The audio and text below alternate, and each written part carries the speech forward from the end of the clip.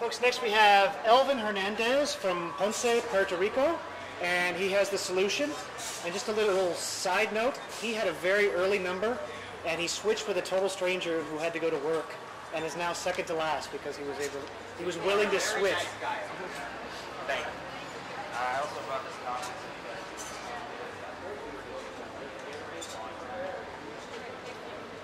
Basically, my idea is called the solution.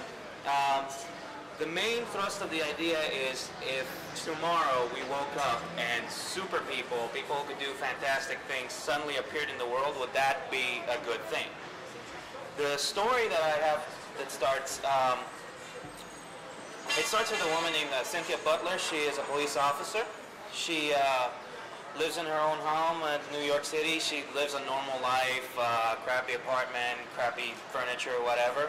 She turns on the TV and she expects to see Good Morning America, one of those shows. Instead, she sees the news, and it says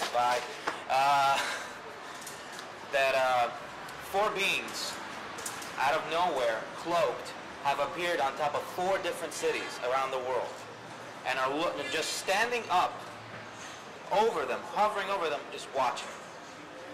Now she sees it, she thinks, well, this is probably Access Hollywood or something like that. I don't care, it's crap. So she leaves, but keeps looking up. As she keeps on going on with her day, people can't stop talking about this. Are there really people out there? What does that mean? Are they gods? Is it the 4 horsemen of the apocalypse? Are they superheroes? I mean, it's basically not a world where anything fantastic ever happened. She is then pulled off, because she's a police officer, to do her duty, and there's a hit and run that escapes off into the road, and she has to follow it. And as she's pursuing it, one of the beings on top of the earth flinches and acts, stopping the car that is going in a hit and run, destroying it, revealing that the car was filled with drugs. Through the radio, you also find out that the 3 other beings in other different areas have also acted at the very same time. And I've also done a specific act of violence that's supposed to be justice-wise, but it's very violent. And as they leave each scene, they look at their audience and say, we are the solution, beware. Basically, on the one hand, putting people, telling them we have solved the problem, but at the same time putting everybody in their place. And so basically it's about what humanity has to deal with once they feel replaced. So Cynthia Butler, our main character, how does she become involved in this She was journey? the first person to see them, but also as the story progresses, her story ties into them.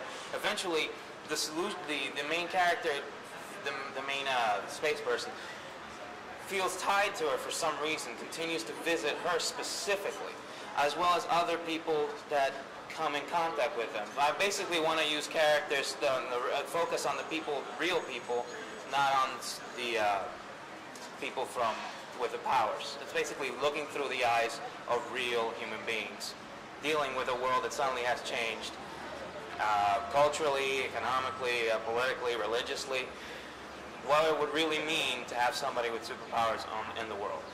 Is the mystery of who they are, or is the main point one of the things that we're trying to check is exactly what are they the solution to? Yeah. Are they the solution to crime? Are they the solution to injustice? Are they the solution to us?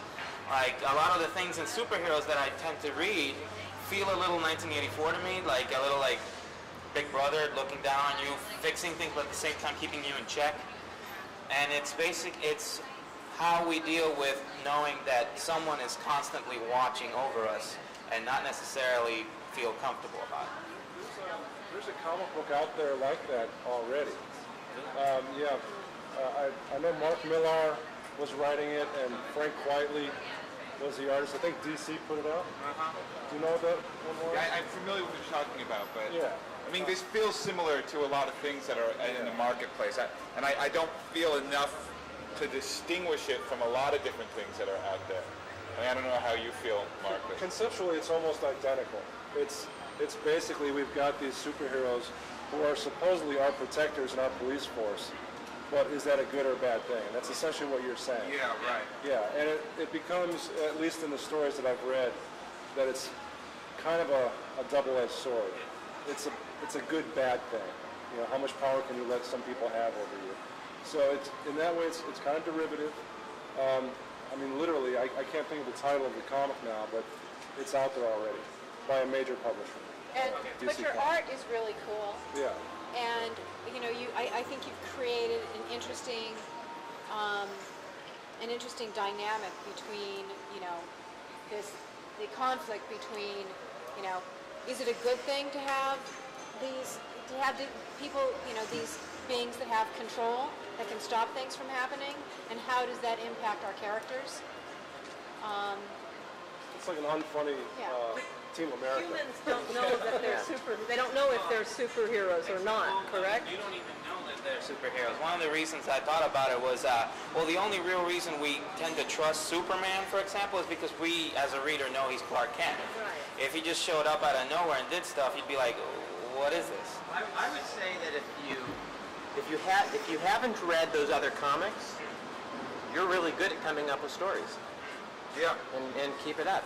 Yeah, you maybe need to streamline it a little bit, and you have a potential for a very dynamic lead character here. You need to flesh her out a bit more, Or go with an entirely different story. You seem like you're a good storyteller. yeah, Yeah, just the stay at idea it. is, yeah, the idea is solid. But Did it's you also? Yeah. Are you also the artist? Yes. You know, Oh, really? Very good talent. A good Yeah. package. You belong in comics, dude. Yeah. Yep, definitely. Thank you. Thank you.